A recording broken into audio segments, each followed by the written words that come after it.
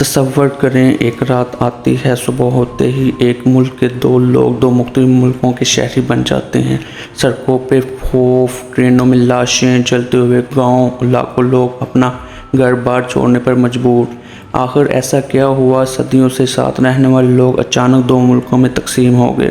اس فیصلے کے پیچھے کون لوگ تھے؟ آج کی اس کہانی میں ہم جانیں گے 1947 میں برصغیر کی تقسیم کیسے ہوئی، اس میں کون کون سے بڑے کردار شامل تھے اور اس دوران کون سے دہلا دینے والے واقعات پیش آئے۔ برصغیر پر تقریباً 200 سال تک برطانیہ کی حکومت رہی، جسے برطانیہ راج کہا جاتا تھا۔ اس وقت ہندوستان ایک بہت بڑا خطہ تھا جہاں ہندو، مسلمان، سکھ اور کئی دوسری قومیں صدیوں سے ساتھ رہتی تھیں، لیکن وقت کے ساتھ سیاسی اختلافات بڑھنے لگے۔ مسلم رہنماؤں کو یہ خدشہ تھا کہ اگر برطانوی حکومت ختم ہو گئی تو ہندو اکثریت کی وجہ سے مسلمانوں کے حقوق اور سیاسی طاقت کم ہو جائے گی۔ اسی دوران مسلمانوں کی ایک بڑی سیاسی جماعت مسلم لیگ سامنے آئی، جس کی قیادت محمد علی جناح کر رہے تھے۔ محمد علی جناح نے یہ موقف پیش کیا کہ ہندو مسلمان دو الگ قومیں ہیں، ان کا مذہب، ثقافت، معاشرت اور سیاسی مفادات مختلف ہیں۔ اس نظریے کو دو قومی نظریہ بھی کہا جاتا ہے۔ لاہور میں مسلم لیگ کا ایک تاریخی اجلاس ہوا جہاں ایک قرارداد پیش کی جسے بعد میں قرارداد لاہور کہا گیا۔ 1940 میں اس قرارداد میں مسلمانوں کے لیے ایک الگ ریاست کے قیام کا مطالبہ کیا گیا۔ یہی وہ لمحہ تھا جہاں سے پاکستان کے قیام کی جدوجہد تیز شروع ہوئی تاکہ ایک مسلمانوں کے لیے پرامن اور الگ ملک قائم ہو سکے۔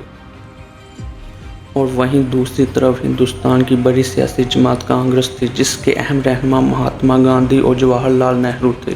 ان کا خیال تھا کہ ہندوستان کو تقسیم کیے بغیر ایک ملک کے طور پر آزاد ہونا چاہیے جہاں سب مذہب کے لوگ ساتھ رہ سکیں، لیکن وقت کے گزرنے کے ساتھ ساتھ دونوں طرف کے نظریات میں فرق پڑتا گیا۔ 1940 کی دہائی میں ہندو مسلم کشیدگی بڑھنے لگی۔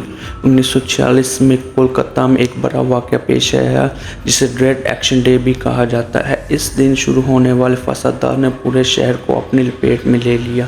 چند دنوں میں ہزاروں لوگ مارے گئے اور شہر میں خوف اور افراتفری پھیلنے لگی، اور ہر طرف چیخو پکار اور بے بسی کا عالم تھا۔ یہ فسادات صرف کولکتہ تک محدود نہیں رہے بلکہ بنگال، بہار اور پنجاب سمیت کئی علاقوں میں پھیل گئے تھے۔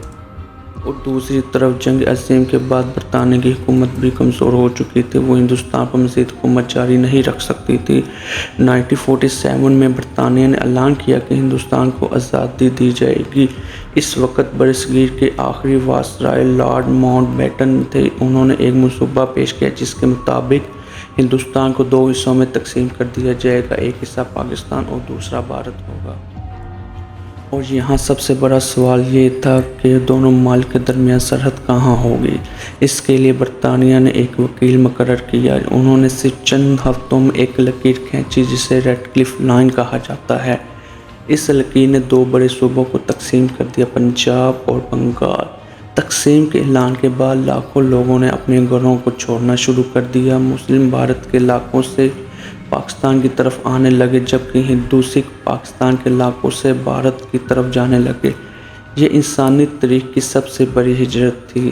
تقریباً 1,40,00,000 سے زیادہ لوگ نقل مکانی کرنے پر مجبور ہوئے۔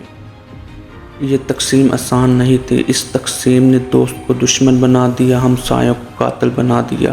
یہ ہجرت بہت پرامن نہیں تھی۔ راستوں میں فسادات شروع ہو گئے، ٹرینوں پہ حملے ہوئے، قافلوں پہ حملے ہوئے، گاؤں جلا دیے گئے۔ بہت سی ٹرینیں ایسی بھی تھیں جو منزل تک پہنچی لیکن ان میں موجود تمام مسافر مارے جا چکے تھے، لاکھوں خاندان بچھڑ چکے تھے۔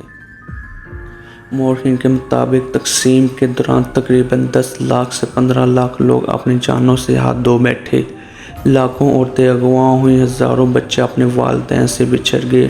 یہ انسانی تاریخ کی سب سے بڑی ہجرت سمجھا جاتا ہے کیونکہ اس میں تقریباً کروڑوں کے حساب سے لوگ اپنا گھر بار چھوڑ کے دوسری جگہ منتقل ہوئے تھے۔ تقریباً 1,40,00,000 لوگ اپنے گھروں سے بے دخل ہو گئے۔ انہیں اپنے گھر بار چھوڑ کے ہجرت کرنی پڑی، اور یہ صرف ہجرت گھر اور زمینوں کی نہیں تھی، یہ ہجرت دل اور محبت اور پیار کی بھی تھی۔ بالآخر 14 اگست 1947 کو پاکستان دنیا کے نقشے پر ایک آزاد ملک کے طور پر ابھرا۔ محمد علی جناح اس کے پہلے گورنر جنرل بنے۔ ایک دن بعد 15 اگست 1947 کو بھارت بھی آزاد ہو گیا۔ جواہر لال نہرو اس کے پہلے وزیر اعظم بنے۔ برصغیر کی تقسیم صرف ایک سیاسی واقعہ نہیں تھا بلکہ کروڑوں لوگوں کی زندگیوں کو بدل دینے والی بڑی تاریخی حقیقت تھی۔ کچھ لوگوں کے لیے آزادی کی خوشی تھی جبکہ بہت سے لوگوں کے لیے جدائی، دکھ، قربانی کی داستان اور اپنوں کو کھونے کا درد تھا۔ آج بھی 1947 کی تقسیم کی کہانیاں لاکھوں خاندانوں کی یادوں میں زندہ ہیں۔ آپ کو سٹوری کیسی لگی؟ اپنی رائے کا اظہار کمنٹس میں کریں۔ لائک اور شیئر اور سبسکرائب کر دیں تاکہ آنے والی مزید ہسٹوریکل ویڈیوز آپ تک پہنچتی رہیں۔ تب تک اللہ حافظ۔